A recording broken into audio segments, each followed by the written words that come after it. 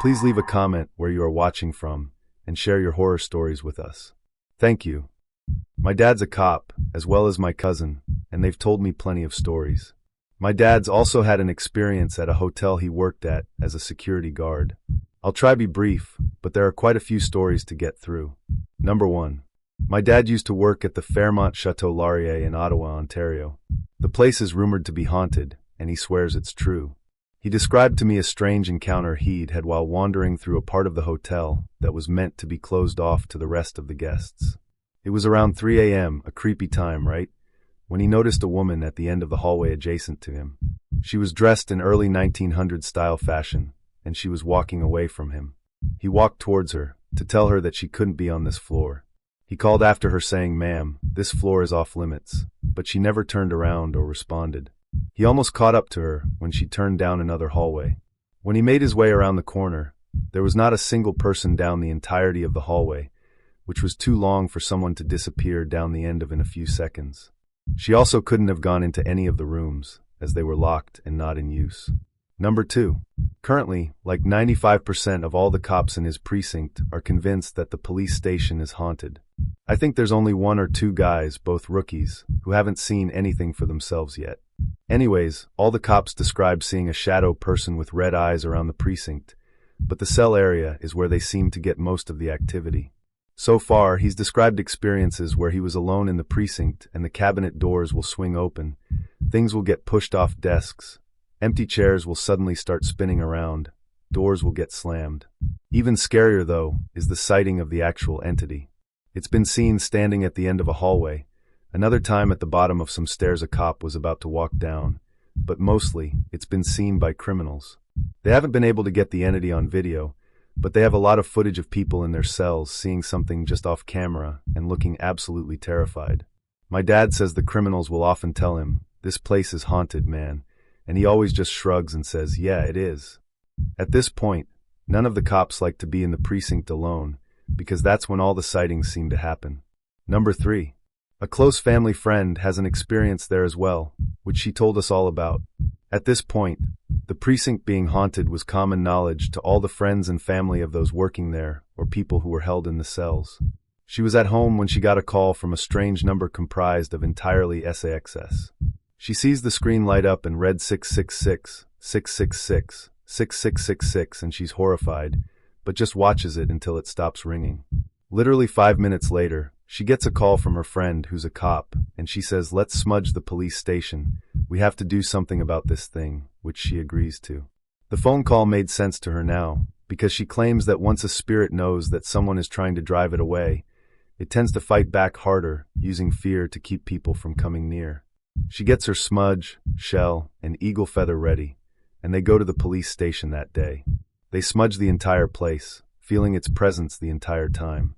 She said it felt angrier and angrier as they moved throughout the precinct, making more noise and even closing the door on them at one point.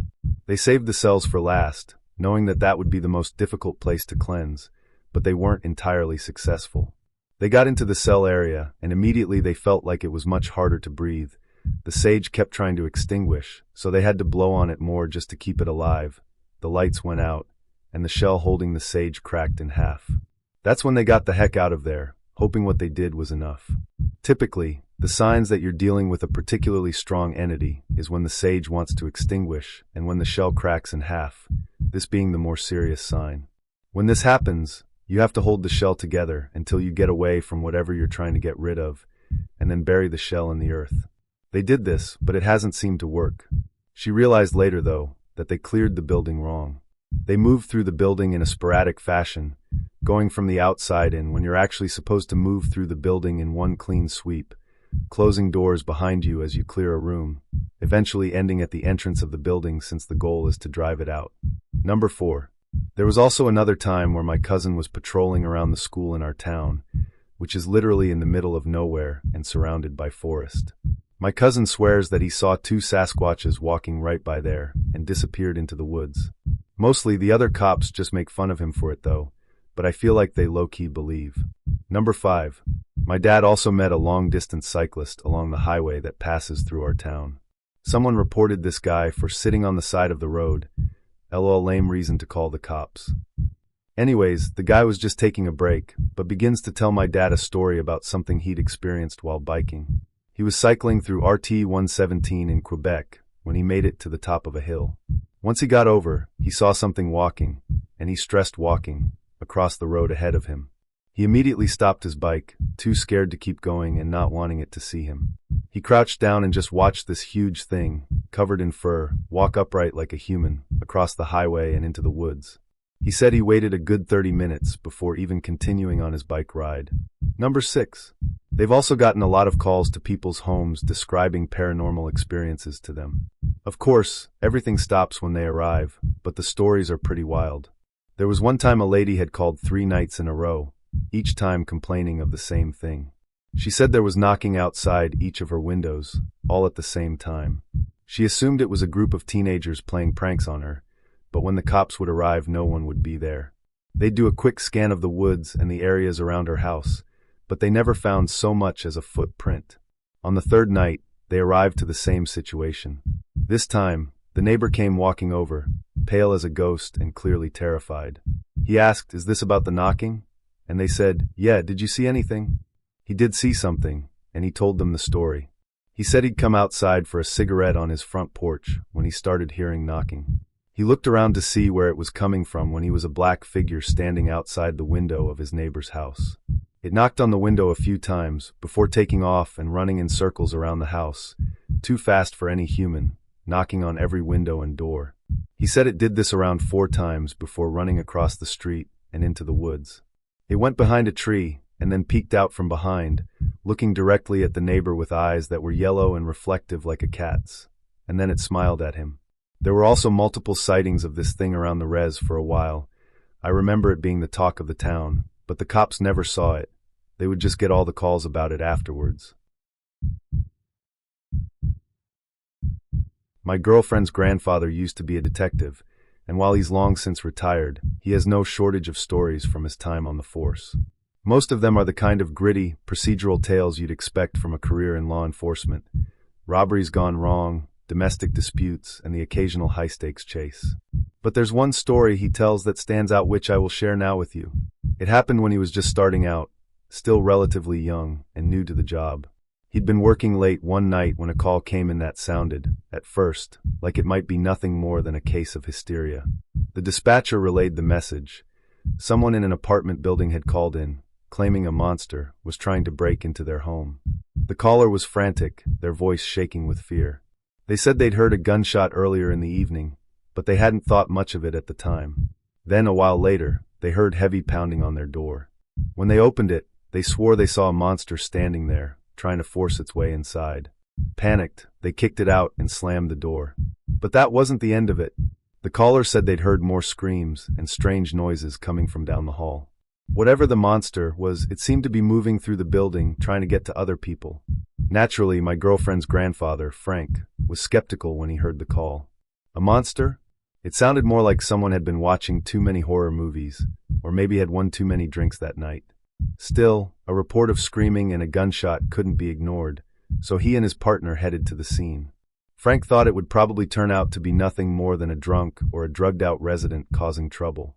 But what he found when he got there was far worse than anything he could have imagined. The apartment building was old and run down, the kind of place where the paint was peeling off the walls and the fluorescent lights in the hallways flickered ominously. Frank said the atmosphere was eerie even before he stepped inside. The building was quiet, too quiet. For a place where people had reported screaming and banging on doors, there wasn't a sound to be heard. Just an oppressive silence that made the hairs on the back of his neck stand up.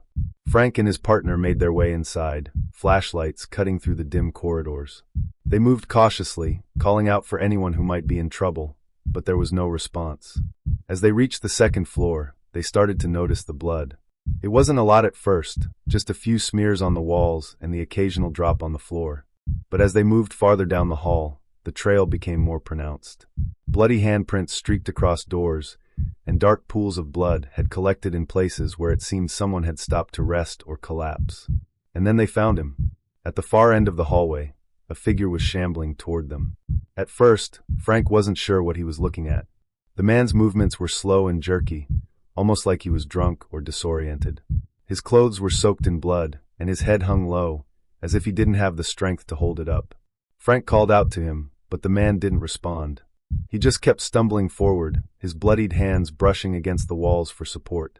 When the man finally lifted his head, Frank understood why the neighbors had thought they were dealing with a monster. The man's jaw was gone, completely blown off. His tongue hung limply in the gaping void where his lower face should have been, and blood poured freely from his exposed tissue. His nose was partially missing as well, leaving a raw, jagged wound in its place. His eyes, wide and glassy with shock, stared blankly ahead as he staggered toward them. Frank froze for a moment, stunned by what he was seeing. The man looked like something out of a nightmare, a living corpse shambling through the hallway.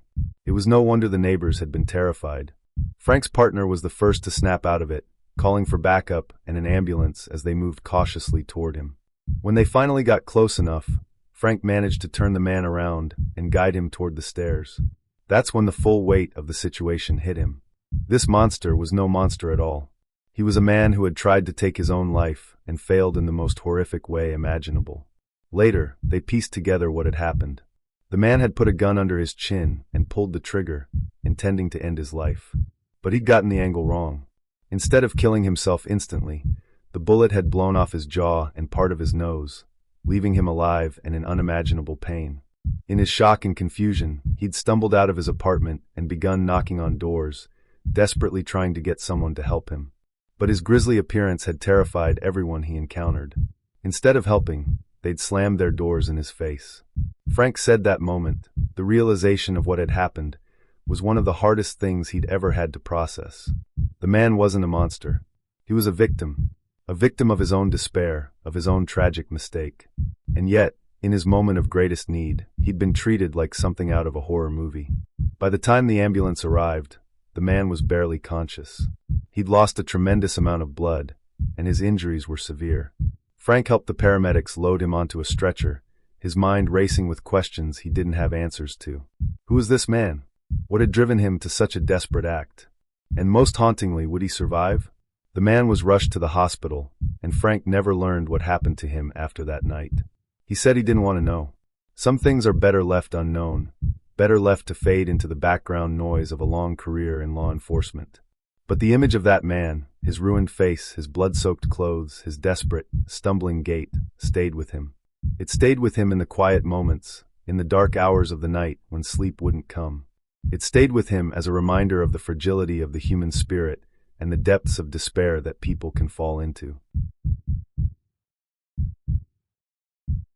I was a 911 dispatcher/communications officer for a rural sheriff's department.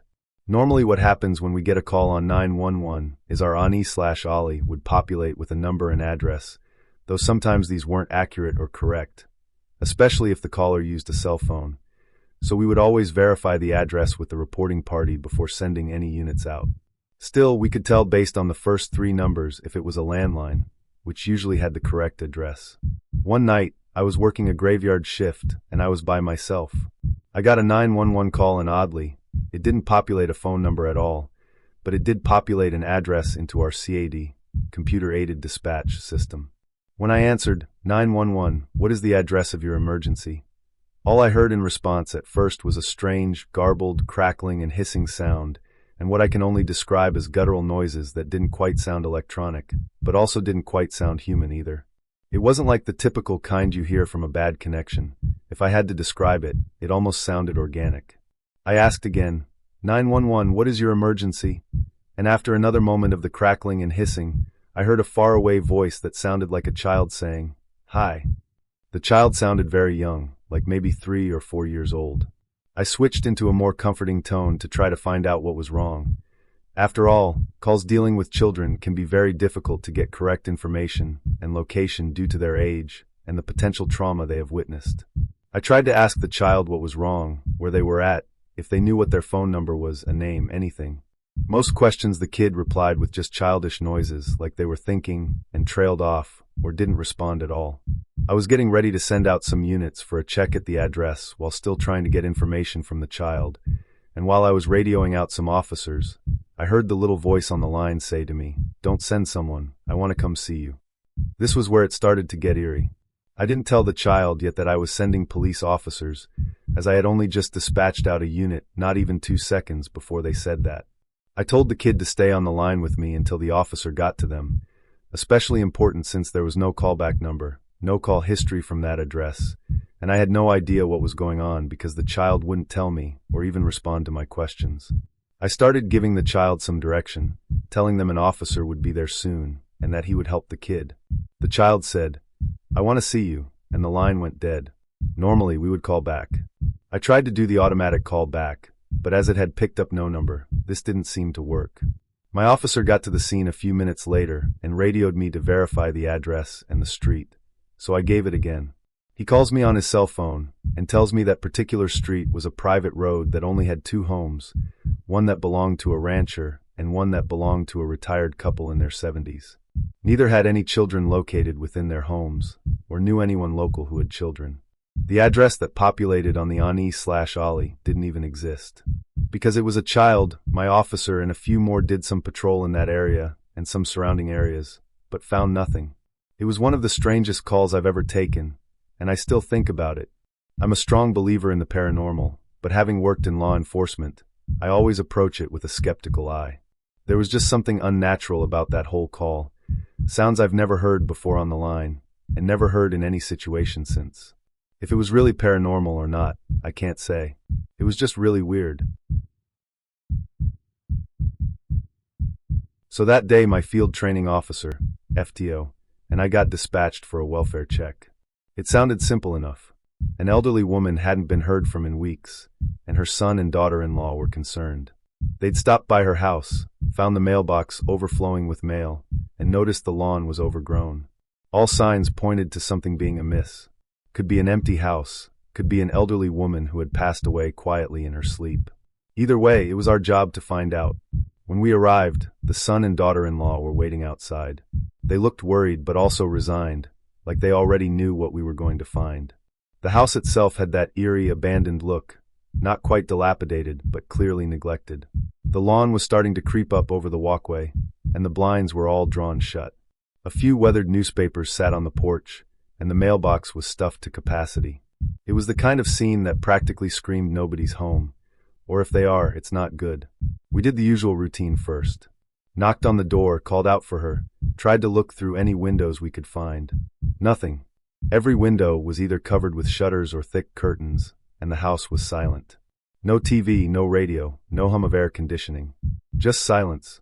The son gave us permission to force entry, and after exhausting all other options, we got the go-ahead. As the rookie, it was my job to go in first.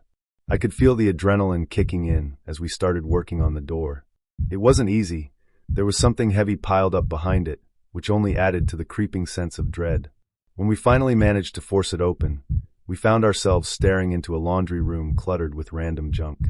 It was dark inside, with just one lonely lamp casting a faint glow from somewhere deep in the house.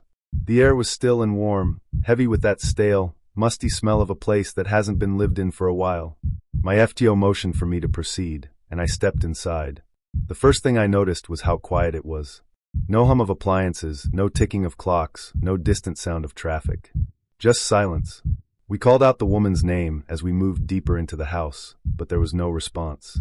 The only sound was the occasional crunch of debris under our boots as we made our way through the kitchen and into the living room. The air was warm and stagnant, no AC running, and the windows were all shut tight. It was October, so it wasn't exactly summer, but it was still uncomfortably warm for a house with no ventilation. I'll admit, I was already on edge. The darkness, the silence, the oppressive atmosphere, it all felt like something out of a horror movie. As we moved through the living room, I turned down a narrow hallway that stretched into the shadows. That's when I heard it. Chime, chime, chime. A soft, melodic sound echoed faintly through the darkness, and I froze. For a split second, my brain went into overdrive, trying to make sense of it. Was it a clock? A phone? Something worse? I raised my flashlight and scanned the hallway, and that's when I saw them, wind chimes. Hanging at the far end of the hallway, dangling in the shadows, swaying gently even though there was no breeze. The sight of them was almost as unsettling as the sound itself. Why were they there? Who hangs wind chimes inside a house, let alone in a dark hallway? I shook it off and kept moving, forcing myself to focus. My FTO was behind me, covering my six, and I could feel the weight of his presence, reassuring but also a reminder. Don't screw this up. At the end of the hallway, it branched off to the left and right. I checked left first, a closed door. Then I turned to the right, where an open door revealed a bedroom. My flashlight beam cut through the gloom, landing on an unmade bed. And that's when it happened. Out of nowhere, a figure sat bolt upright in the bed. I froze, my heart slamming against my ribs as the beam of my flashlight illuminated the figure before me. It was an elderly woman, but in that moment, she didn't look human. She was wearing what I can only describe as a wig, a crooked, disheveled mass of hair that looked like it had been pulled out of a costume box. Large, oversized sunglasses covered most of her face, and she just sat there, staring in my direction, saying absolutely nothing. The effect was utterly surreal, like something out of a David Lynch film. I reacted instinctively, raising my weapon and shouting, "Put your hands up! Let me see your hands!" My voice echoed down the hallway, but she didn't move. She just kept staring, silent and motionless, her head tilted slightly to one side. For a moment, I thought I was looking at a corpse that had somehow sat itself upright, and the thought sent a shiver down my spine. Before I could process what was happening, my FTO pushed past me, lowering my weapon with one hand and moving into the room. "It's okay," he said over his shoulder, his voice calm but amused. "She's fine. Fine. Fine." I stood there, my heart still racing, as he approached the woman and gently started talking to her. She didn't respond at first, but eventually, she muttered something incoherent and let him guide her out of the bed. We called for an ambulance, and she was taken to the hospital to get checked out as a precaution. Apparently, she was disoriented but otherwise okay. My FTO laughed all the way back to the station. "You should have seen your face," he said, grinning like he'd just watched the funniest comedy of the year. "I thought you were going to pass out." I couldn't even be mad at him. Looking back, the whole situation was ridiculous. This poor old lady, sitting in bed with her wig and sunglasses, scaring the crap out of a rookie cop who thought he was walking into a crime scene. But in the moment, it wasn't funny. In the moment, it was terrifying. My grandpa was a police officer back in the day. He worked murder cases and did detective work in his later career. But this late night, he was responding to a call of suspected shots fired at an old abandoned house. My grandpa tells the story something like this. He and his partner are the closest to the house of everyone who received the dispatch call, so they made it there first. When they reached the house, they found the gate through the backyard forced open, so they followed through. It was a shots fired, so they had their weapons drawn. As they approached the house, there was one unarmed man attempting to enter the house, which was locked. The man fled while my grandpa's partner chased after him. Here's the creepy part. My grandpa looks through the window of the house, thinking that maybe that guy was trying to get to someone on the inside. When he looks in, he vaguely sees someone standing and looking directly at him. My grandpa raises his pistol and says, "Police, don't move." Simultaneously, the man inside appeared to also raise his pistol. My grandpa says, "Now, I had never had someone draw his weapon on me. And I began to think, what if I don't shoot before he does?" And the adrenaline was pumping. So he says, "Drop the weapon or I'll be forced to shoot." The man stays still. Ridiculously still. My grandpa takes cover to the right side of the window and radios in for his partner, who has lost the man on foot. Before his partner returned, he pops back out from the right to try to advance, expecting the man to have gone away and found a place to hide. So with his weapon drawn, he jumps out and looks inside. But when he looks into the window with his weapon drawn, there the man is still hazy, dark, and pointing his weapon directly at him. It's silent for what seems like forever. My grandpa shouts again, "Drop the weapon and get down on the ground," with adrenaline pumping.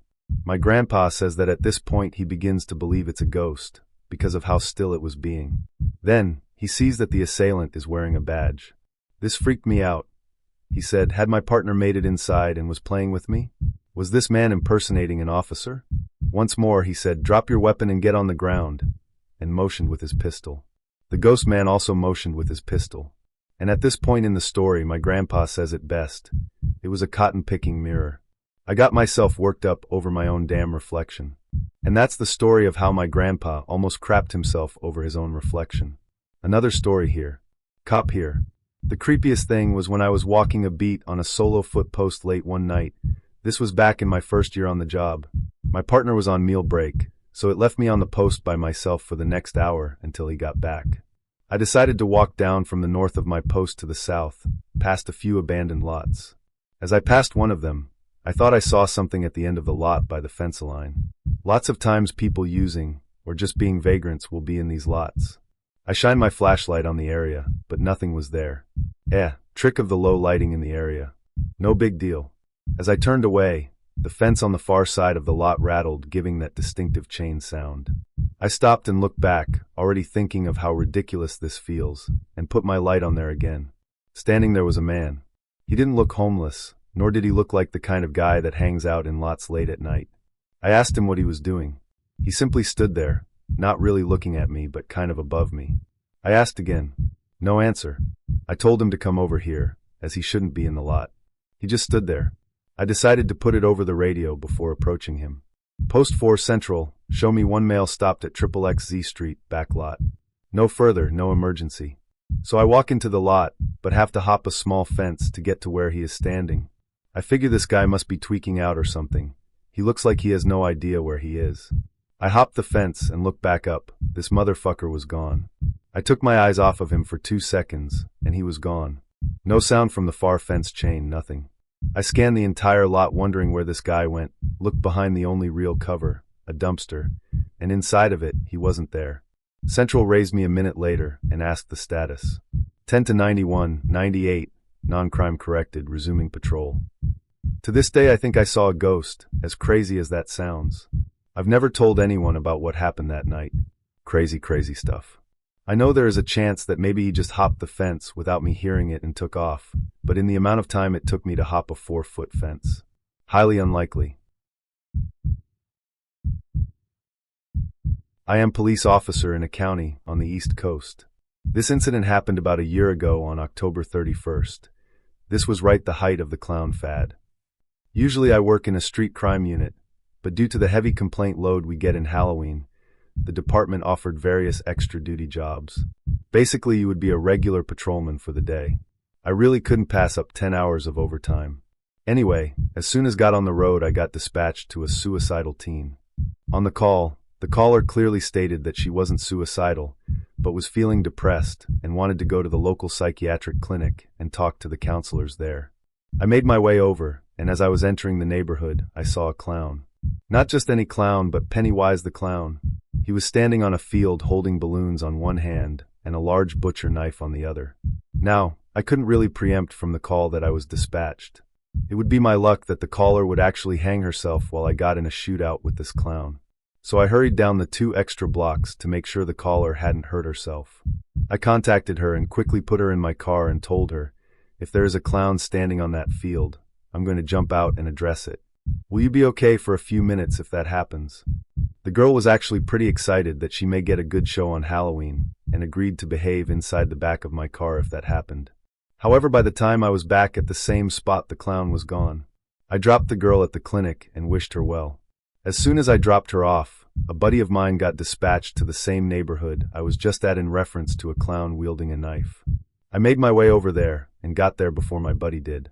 I was alone, and by this time the sun was setting and light was becoming scarce. I drew my gun and began to search for this clown on my own. I didn't know if this was some guy being an idiot or something more perverse. After searching for about 10 minutes, I found the knife that he had along with a note that said, "Too slow." Nothing else came out of it. I checked the call logs for the next couple of weeks to make sure that we didn't have any kids missing or someone getting hurt by some freak in a clown outfit. However, I didn't find anything. It still bothers me that I wasn't able to find out if that guy was just a dummy wearing makeup or some lunatic trying to hurt someone. I spent my first year as a constable in an inner-city suburb of Queensland. Now, of the population of this area, something like 40% was reserved for government-commissioned housing for rehabilitated criminals and persons released from mental health assessment centers. So here was a share of creepy stuff, but to be fair, for the most part, the people we dealt with were more like cartoon characters than super shady creeps, but they had their moments. One guy that we had met before just decided one afternoon to start destroying stuff in the commission set of units he lived at. He was going fucking off, kicking through latticing, throwing pot plants off of buildings at passers-by, stealing and collecting people's shoes, smashing car windows. After about 15 minutes of mayhem, he must have ran out of steam and gone back to his unit. That's where we found him, and he decided to bung on a turn. He just would not stop screaming and bashing his head and face into any surface or object he could find. Eventually we got a van with a pod and secured him. Then we went back into the house to figure out what the F had happened. The house is a clusterfuck. Somehow he had fit 2 Kohl's trolleys inside and was using them as furniture. The whole place smelt of rotting food and shit. On the coffee table, if you can call it that, are a series of scrawled notes of just expletives, again, not massive mental function with this guy, and a wooden box. Inside the wooden box was about 100 small clip seal bags. Over half the bags had a brown granular organic material in them. The others had clear crystal-like stuff in them. The brown bags were somewhat organized from smallest to largest staples. Now, with the type of people we had in the area, we had all sorts of wonderful ways these people got high. We were used to seeing weird shit that people would ingest. So we don't recognize these bags, but we've got a pretty good idea it's a narcotic of some kind. So of course, we examine these bags and the contents.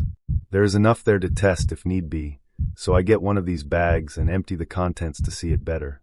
So these samples of brown material, they've got flecks of color and little tendril-like hairs, not unusual for a plant derivative to have. But I've never seen it before, so I'm looking at it as I hold talking to my partner that it might be really coarse hash derivative or a byproduct of production of something else. Cop maybe. Might explain why this guy went nuts. A dog unit officer who assisted with the arrest comes in. He sees the scene, looks at the coffee table, looks at the bags, looks at me holding the contents of one in the palm of my hand, and straight away says, "That guy's got golden staph, he's been collecting scabs." This guy had been picking at a golden staph infection on his leg, collecting the scabs, organizing them into smallest to largest, and then eating them. The small yellow crystals? Snot and crust from his nose. Same end goal.